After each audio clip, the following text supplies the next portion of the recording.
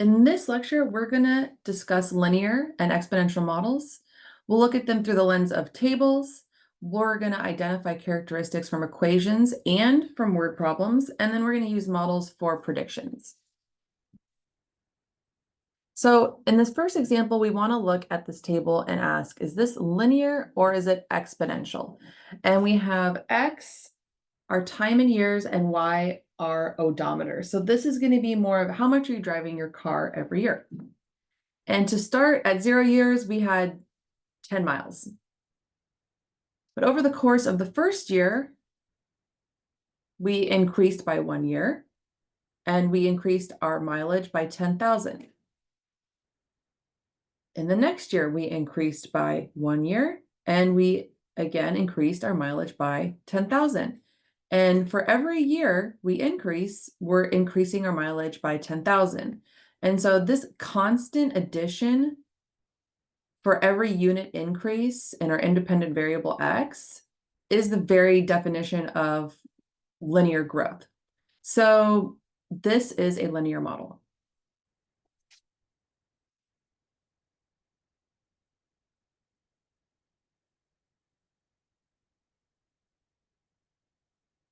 In this next example, we have, again, our independent variable X as time in years, and it's increasing by 1, 0, 1, 2, 3, 4, 5. And then we have our Y is stock value. So this is presumably in dollars.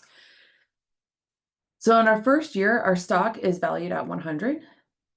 And after the end of the first year, it's gone down to 90. So I've increased the years by 1. And I've decreased my stock value by 10. Going up again to the next year, increasing X by 1, but now I've decreased by 9. And so I can see immediately that the difference in decreasing is not constant. So this is not linear. And at this point in our mathematical career, it is really our only job to say whether or not something is linear or exponential. So given that it's not linear, I'm going to go ahead and say that this is exponential. And as we grow and mature in our mathematical knowledge, we can further talk about the other types of mathematical growth and decay there are. But right now, we live in linear or exponential world. So right now, it's exponential.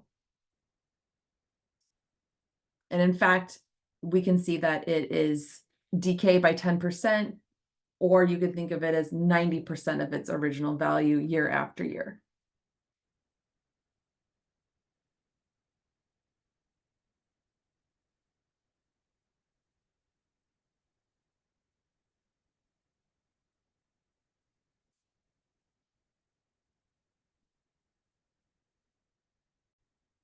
So in our next video, we're going to construct a linear model from a word problem.